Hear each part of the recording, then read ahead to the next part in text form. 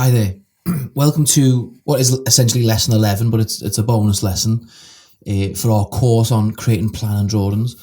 I thought it'd be worth demonstrating how to actually submit something for planning, given that it's around planning type drawings. So in the UK, we have something called the planning portal.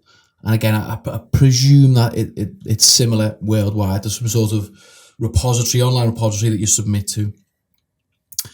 I've got an account already, obviously I've logged in, and it says planning applications, start new application, give application a name, we'll call it Hilltop House, continue, postcode, I'll just do the postcode of our office, and we'll just do, first floor. So there we go. And then just for ease for this one, I'm just going to use householder application. And that's what it would be for a single dwelling.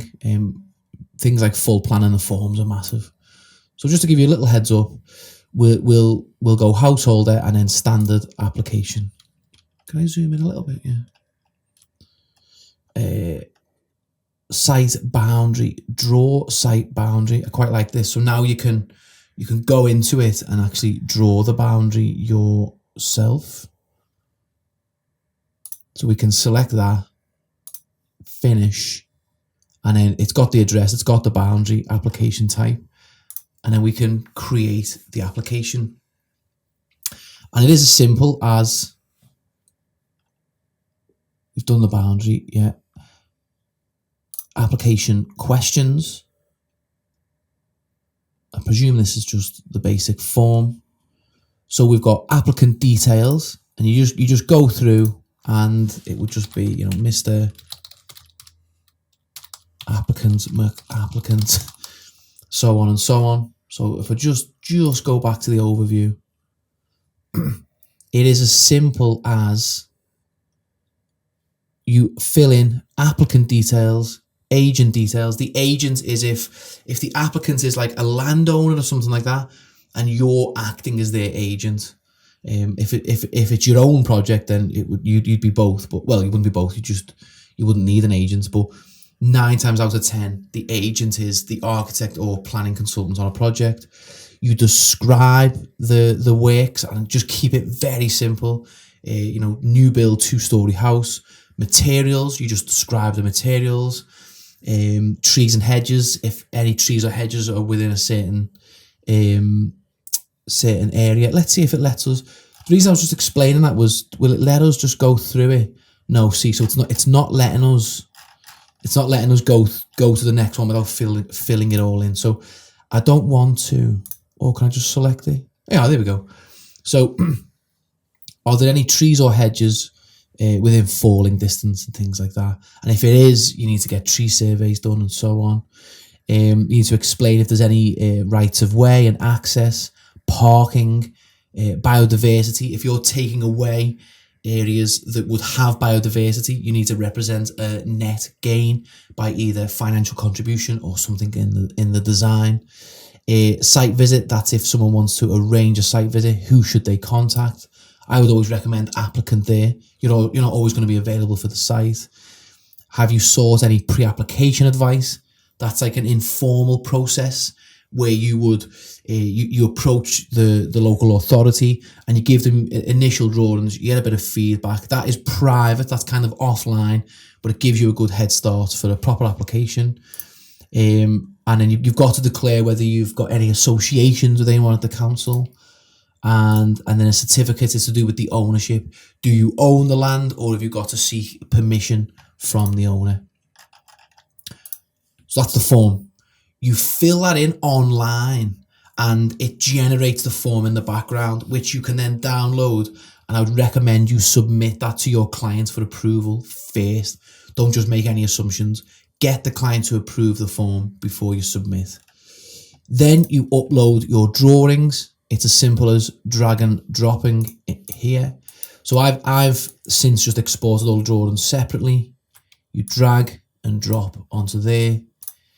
It then uploads them, and you've just got to give an explanation of what it is. So the first one is location plan. Although location plan is a bit more zoomed out than that site plan, but it's good enough for this scale of job. And then we've got ground floor plan, and it gives you the option here, floor plan proposed,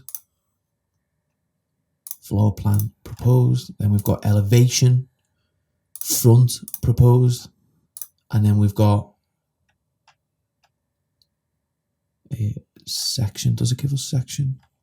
Let's see if, there we go, section proposed. Now it's asking us to describe that one. It doesn't always, but I'll just call it proposed cross section. You upload them. By the way, I stripped out the textures from the site plan because the file size was absolutely enormous.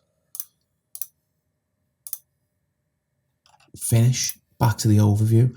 And with applications, there are mandatory documents, and it's said there that we've met the 2 mandatory documents. I don't know whether it'll tell us what they are now, but it's basically I think it's floor plan and location plan.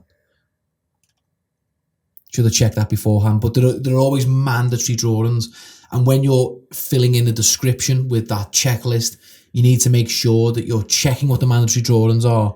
If they're uploaded, you're giving it the right designation. It then gives you that tick mark basically.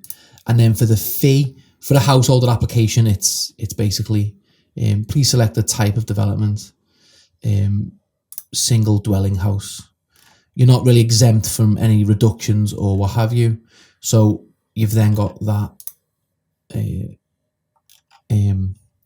total fee there. So reduction, is it being made on behalf of a parish? No. Any other exemptions? No. Please tick the box if the site location is within the boundary of more than one authority. Sometimes you have 2 local authorities, like so around here it's like say Sefton and Liverpool. You might be right on the border there, but we're not in this instance. You finish and close, and then as you go through the steps, it won't let us get through the steps because we haven't filled the form in. But all you basically do is, once that form is complete, the next step is just submit. You agree to the fee, and then you would nominate the client to make that payment. There's that download draft application. You would download that. It gives you the PDF, and you submit that to the client.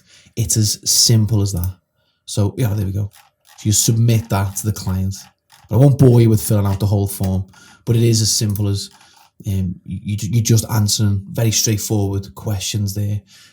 On a full application, a more detailed application, I would encourage you to bring in a planning consultant, and they deal with all this. But on smaller jobs, you would use a householder type application, and it's as simple as logging into the planning portal and say putting in the basic details, uploading the drawings, agreeing the fee, and then the next bit is just pay and submit. Simple as that.